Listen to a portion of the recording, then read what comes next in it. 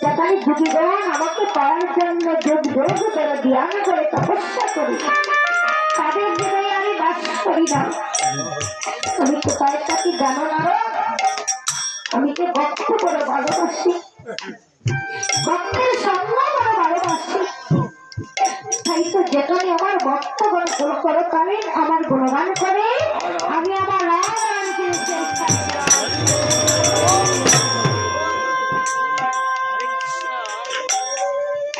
ভক্তগণ সেখানে ভক্ত থাকে, সেখানে ভগবান থাকে। কিন্তু আমাদের দুর্ভাগ্য, মানব করে জন্ম নিয়ে এসেছি, এমন বদনযোগ্য একটি দেহ পেয়েছি, এত সুন্দর নয়নে পেয়েছি, কিন্তু ভগবানকে দর্শন করার শক্তি আমাদের মধ্যে নেই।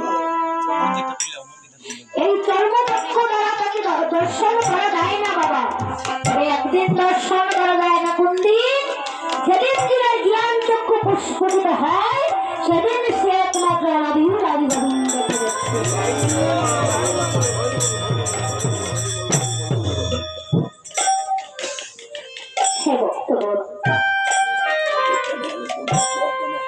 আমরা যে পৃথিবীতে এসেছি কি করতে এসেছি? ভগবান আমাদেরকে কেন পাঠিয়েছিলেন না বললেন? কৃষ্ণ অধিকারে সংসারে আইব, নিজে মায়ের ভক্ত হই, সভা হইব। কৃষ্ণ বধ বলে এসেছিলাম বাবা, কিন্তু কৃষ্ণ বদল করা কি হচ্ছে? হয় না। সারাদিন মায়ার সংসারে করে আমার আমার করে জন্ম কাটিয়ে দিচ্ছি। কিন্তু এই যে সাগরে মানব জন্ম করে অতি কষ্টের জনক, অতি সাধনার জনক,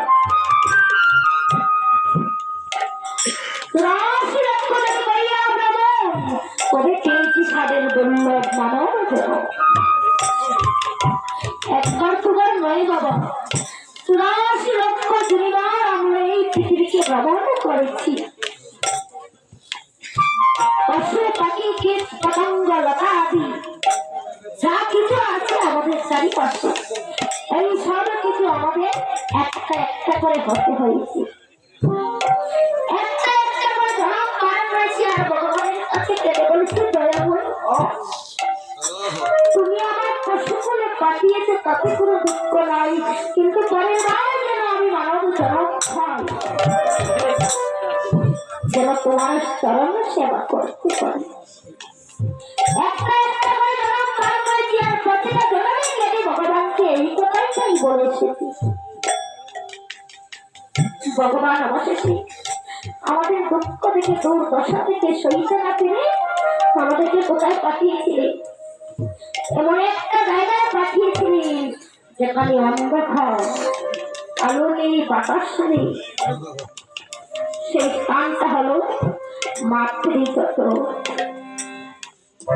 কোথায় পাঠিয়েছি? মাতৃজটে, যেখানে অন্ধকার, আলো নেই, বাতাস নেই। মাতৃগর্ভে অসংখ্য ক্রিমিকীট আমাদের এই দেহটাকে কামড় দিয়েছে বাবা। এই ক্রিমিকীটের জ্বালা যন্ত্রণা সইতে না পেরে কেড়ে কেড়ে ভগবানকে ডেকে বলেছে,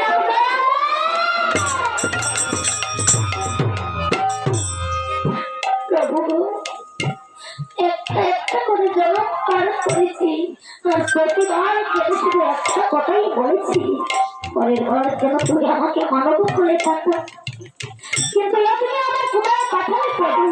এখানে অন্ধকার, আলো নেই, বাতাস নেই, অসহ্য যন্ত্রণা, অসংখ্য ক্রিমিকীটের কামড় দিয়ে আর সইতে পারছি না। তুমি আমাকে এই যন্ত্রণা থেকে মুক্ত দাও। ভগবান আমাদের দর্শন দিলেন কোনটি? মাতৃজঠরী, সপ্ত মাসে গর্ভ মাসে দর্শন দিলেন পরম দয়াল ভগবান। ভগবান দর্শন দিয়ে বললেন, আমি যে তোমায় মুক্তি দেব, তার বিনিময়ে তুমি আমাকে কি দেবে? ভগবান যে আমাকে মুক্তি দেবেন, তার বিনিময়ে আমি তাকে কি দেব? নাম দয়াময়।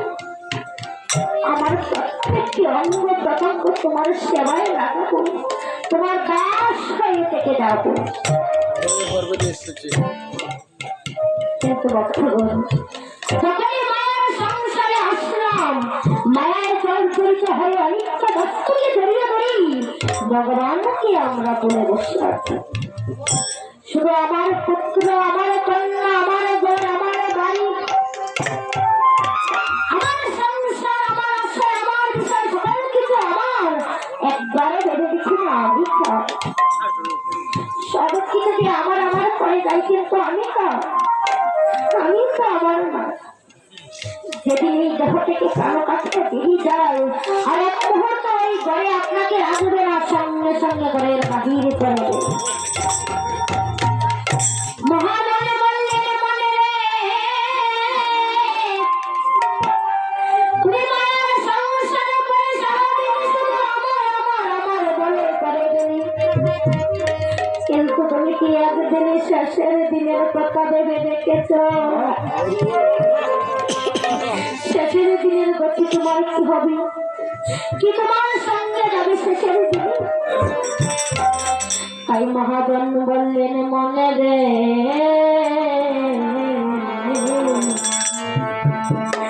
তুমি বাচ্চা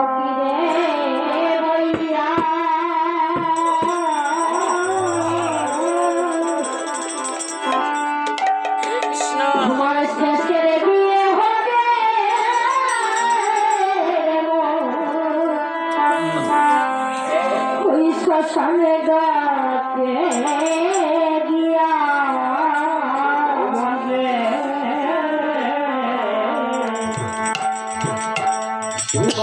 ফিরে বইয়া